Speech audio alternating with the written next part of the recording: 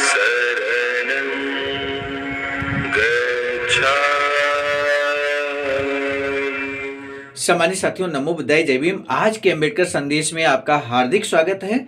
आज का अंबेडकर संदेश अध्याय नंबर 9, जिसकी शुरुआत हो रही है विदेशियों से आग्रह। अध्याय नंबर 9 का शीर्षक है विदेशियों से आग्रह, निर्दयी को दास बनाने की स्वतंत्रता नहीं होनी चाहिए। ये उप विषय है और इसी के तहत आज कुछ प्रश्नों पर विशेष बात करने वाले हैं, जिसमें भारतीय जो प्रेस है, भारतीय प्रेस के बारे में आप इस चीज को पड़ताल कीजिएगा कि क्या बाबा साहब के जमाने में भी बाबा साहब के जमाने में भारतीय प्रेस स्वतंत्र थी, निष्पक्ष थी या नहीं।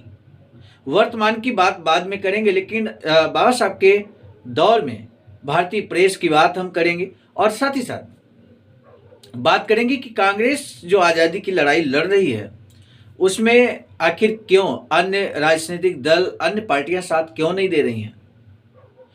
विदेशियों से क्या आग्रह किया जाता है कांग्रेस की ओर से, इन सभी महत्वपूर्ण प्रश्नों पर आज के अंबेडकर संदेश में बात होने वाली है। सामान्य साथियों, चूंकि ये नए चैप्टर का पहला अंबेडकर संदेश है, चैप्टर नंबर 9 का पहला अंबेडकर संदेश है, इसलिए आपको जरूर सुनना चाहिए, क्योंकि आने वाले अंबेडकर संदेश के लिए ये बेस का काम करेगा आज का अंबेडकर संदेश। इसलिए अब शुरू करते हैं बिना विलंब के आज का अंबेडकर संदेश, जो कि प्रसारित किया जा रहा है स्थान Buddha Bodhisattva Ambedkar international centre, BBAIC, Sarnath, Varanasi, राज्य उत्तर प्रदेश, देश भारत के सौजन्य से। सामान्य साथियों, आज का अंबेडकर संदेश पेज नंबर 209, 210, 211 यानी कि 3 पेज हम आपके समक्ष रखेंगे और बाबा साहब डॉक्टर अंबेडकर संपूर्ण वाङ्मय खंड 16 से। तो अब शुरू करते हैं बिना विलंब के। बाबा साहब लिखते हैं कि दुनिया जानती है कि कुछ अपवादों को छोड़कर अधिकतर सभी विदेशी हैं जो भारत के राजनीतिक मामलों में रुचि लेते हैं, कांग्रेस के पक्षधर हैं। अधिकतर सभी विदेशी कांग्रेस के पक्षधर हैं। ये कहते हैं बाबा साहब, लिखते हैं कि ये उलझन की बात है कि जिससे देश की अन्य राजनीतिक पार्टियों के लिए, जैसे मुस्लिम लीग जो मुसलमानों का प्रतिनिधित्व करने का दावा करती है, जस्टिस पार्टी जिसमें अब कोई जान नहीं है, जिसे गैर ब्राह्मण दल के नाम से भी जाना जाता है, और भारतीय परिगणित जाति संघ जो अस्पृश्यों का प्रतिनिधित्व करने का दावा करती है। स्वभावतः पहले से ही परेशानी पैदा हो गई है और ये सभी पार्टियां विदेशियों से समर्थन की अपील करती हैं, परंतु विदेशी उनकी अपील सहानुभूति के तौर पर भी सुनने को तैयार नहीं है। विदेशी लोग कांग्रेस का समर्थन क्यों करते हैं, ये प्रश्न है और इसी का आंसर आज ही मिलेगा। तब बाबा साहब लिखते हैं, और अन्य पार्टियों का क्यों नहीं, मतलब विदेशी लोग कांग्रेस का समर्थन क्यों करते हैं, अन्य पार्टियों का क्यों नहीं करते। तब बाबा साहब लिखते हैं कि विदेशियों ने अपने इस व्यवहार के 2 कारण गिनाए हैं। विदेशियों ने अपने इस व्यवहार के 2 कारण गिनाए हैं। पहला, कांग्रेस को समर्थन देने का एक कारण वे ये बताते हैं कि उनके विचार में भारतीय नागरिकों का प्रतिनिधित्व करने वाली संस्था केवल कांग्रेस है और वही संस्था भारत के नाम पर बोल रही है, यहां तक कि अस्पृश्यों के संदर्भ में भी।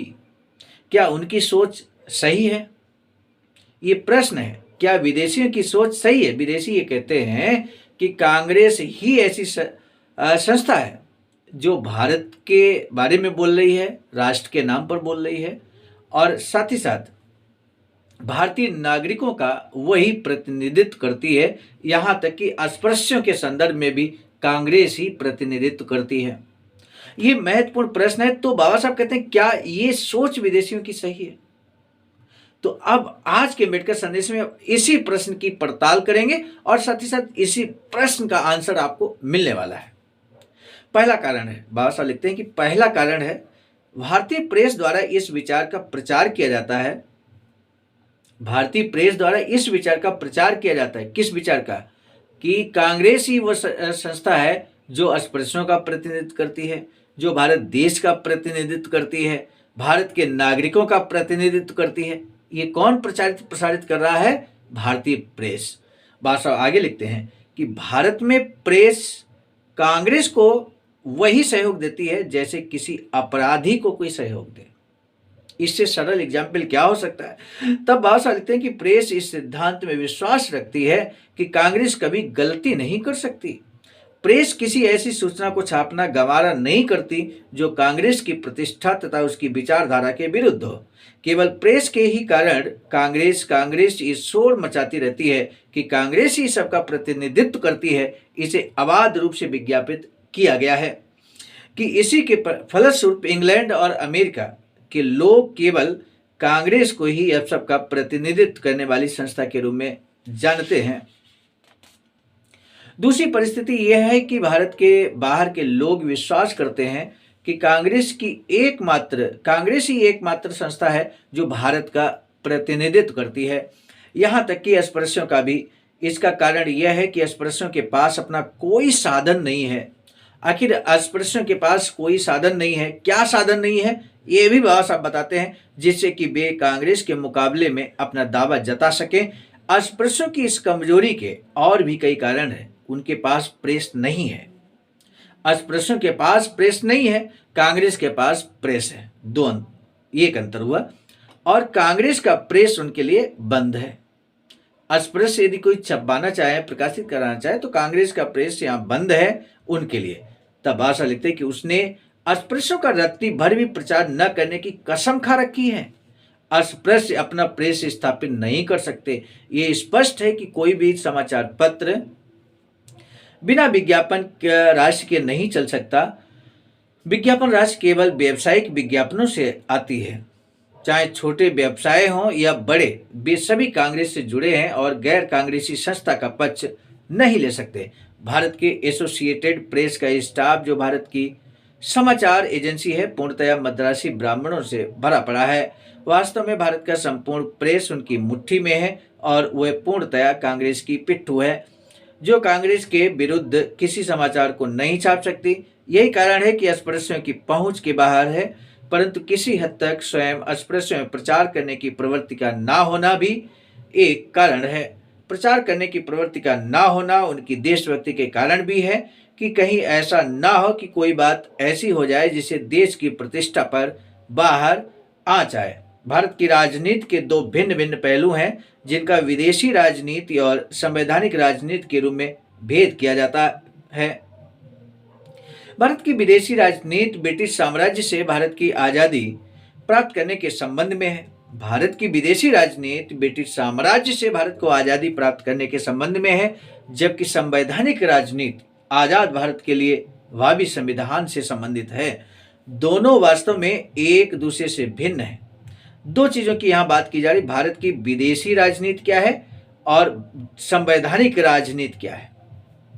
एक बार पुनः हम इस बात को रिपीट करते हैं।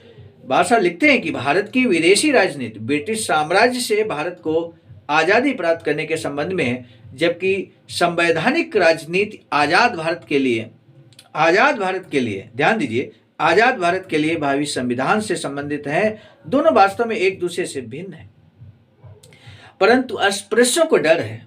अस्पृश्यों को किस बात का डर है ये जानना जरूरी है। भाषा लिखते हैं, अस्पृश्यों को डर है कि भारतीय राजनीति के दो पहलू हैं जो अलग अलग किए जा सकते हैं।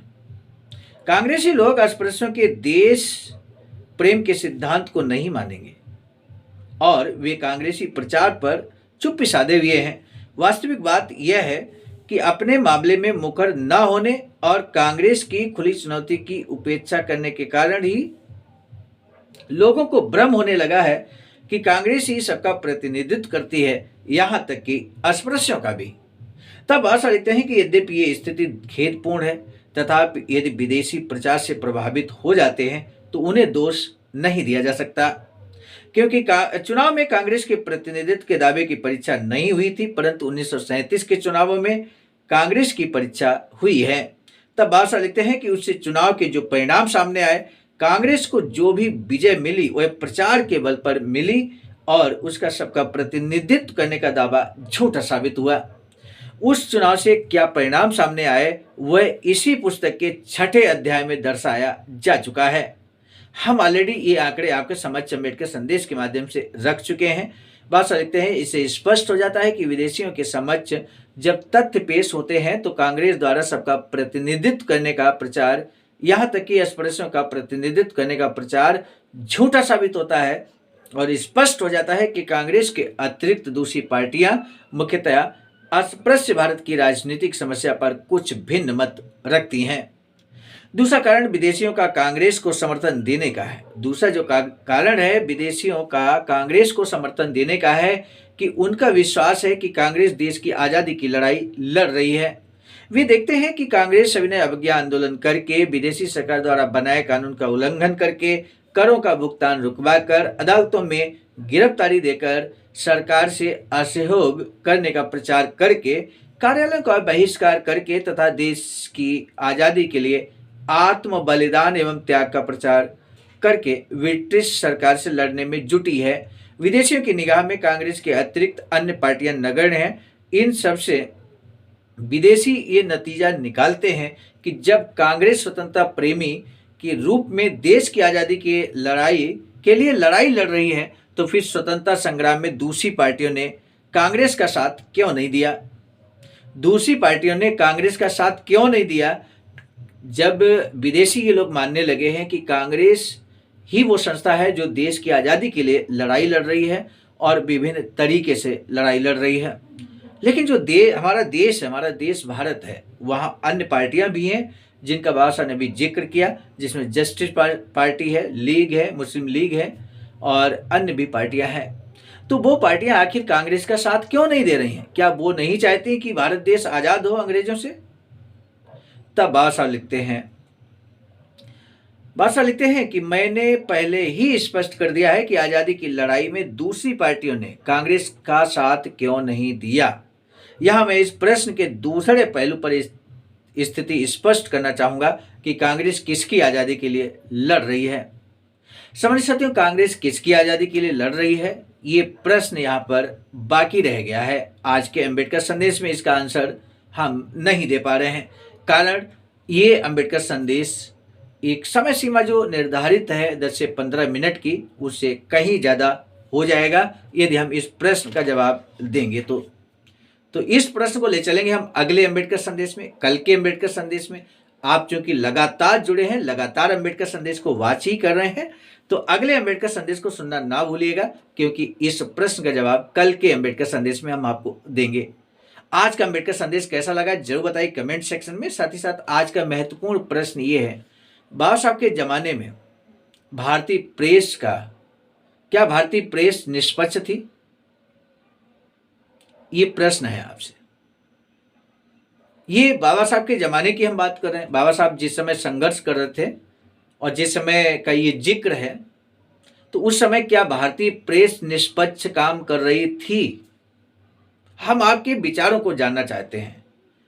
वर्तमान पे भी आप विचार दे सकते हैं। क्या वर्तमान में जिसको फ्रंट मीडिया कहा जाता है, मुख्य मीडिया कहा जाता है, तो वो मीडिया भारतीय प्रेस जिसको हम कह सकते हैं, क्या वह आज के दौर में भी निष्पक्ष काम कर रही है? ये दोनों प्रश्नों में से दोनों को कंपेयर करते हुए आप आंसर कर सकते हैं या पहले या दूसरे प्रश्न का जवाब दे सकते हैं।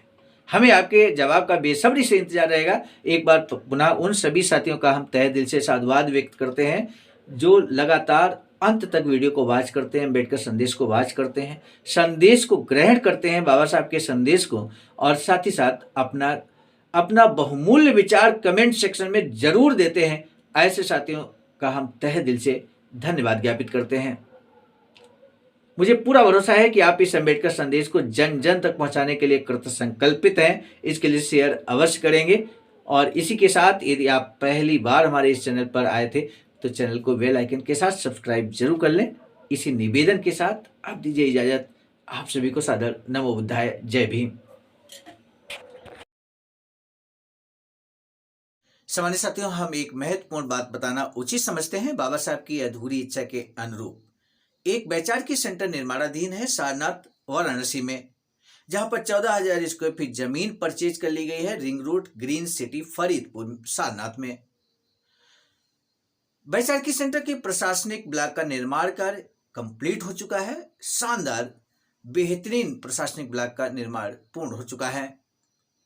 आगे अब मुख्य भवन को बनाने की बारी हम सबकी है और इस हेतु आप दिए गए अकाउंट नंबर पर अपना अमूल्य योगदान कर सकते हैं। आज का अम्बेडकर संदेश हम लेकर उपस्थित हुए थे मिशन नायक बुद्ध मित्र मुसाफिर सर, राष्ट्रीय अध्यक्ष आवाज का, नई दिल्ली की प्रेरणा में, और साथ ही साथ संकलन कथाक्रम में परम आदरणीय विजय कुमार बौद्ध जी, प्रांतीय कोषाध्यक्ष आवाज का बिहार। प्रस्तुत कथाक्रम में मैं स्वयं सर्वजित आर्य, राष्ट्रीय मीडिया प्रभारी, IIT सेल आवाज का, नई दिल्ली। मिलेंगे नए डॉक्टर अम्बेडकर संदेश में, तब तक दीजिए इजाजत। आप सभी को सादर नमो बुद्धाय जय। सामान्य साथियों, यदि आप हमारे इस चैनल आवाज का ऑफिशियल, जिस पर नियमित सुबह 5 बजे डॉक्टर अम्बेडकर संदेश आपको मिलता है, आप हमारे इस चैनल को सपोर्ट करना चाहते हैं तो हमारा आपसे निवेदन है कि आप हमारे इस चैनल को सब्सक्राइब कर लें, वीडियो को शेयर, लाइक, कमेंट जरूर करें।